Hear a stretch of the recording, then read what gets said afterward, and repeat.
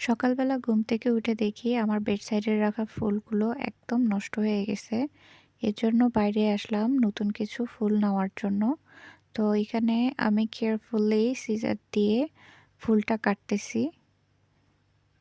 এক হাত দিয়ে মোবাইল ধরে ফুল কাটা আসলে অনেক কষ্টকর। জাস্ট আপনাদেরকে দেখানোর জন্য কোনোরকম ফুলটা কাটলাম। এখন এই গাছ থেকে আমি আর ফুল নিব না। জাস্ট এক গাছ থেকে একটা ফুলই নেই। তাও আমার কষ্ট লাগে। আসলে নিজের গাছের ফুল তো এজন্য কাটতে ইচ্ছা করে না। তো এখন এই গাছ থেকে একটা নিব। তো ভিতর থেকে একটা গোলাপ ফুল নিব। দেখলাম যে ভিতরে একটা গোলাপ ফুল বোঝা যায় না। এটা নিব। বাইরে যেগুলা বোঝা যায় ওগুলো সুন্দর লাগে। আমি জানালা দিয়ে প্রায়ই একটু পরপর দেখি। আমার কাছে এটাই ভাল লাগে যে ফুলগুলো বাইরে ফুটে আছে। তো যাই হোক আমি এখন এখান থেকে একটা নিব। আর এক হাতে তো অলরেডি ফুল আছে যার কারণে এটা পড়ে গেছে। নেওয়াটা খুবই কষ্টকর এক হাত দিয়ে।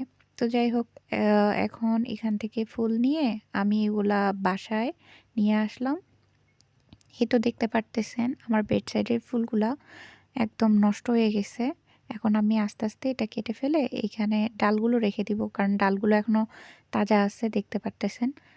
জাস্ট ফুলগুলো নষ্ট হয়ে গেছে। ওইখানে আমি নতুন ফুলগুলো বসায় দিব। আসলে ফুল জিনিসটা এমন আপনি যখন নিজের গাছের ফুল বেড সাইডে রেখে ঘুমাতে যাবেন তখন দেখবেন, আবার ঘুম থেকে ওঠার পর দেখবেন এটাই একটা আলাদা আনন্দ দেয়। আর কিছু না।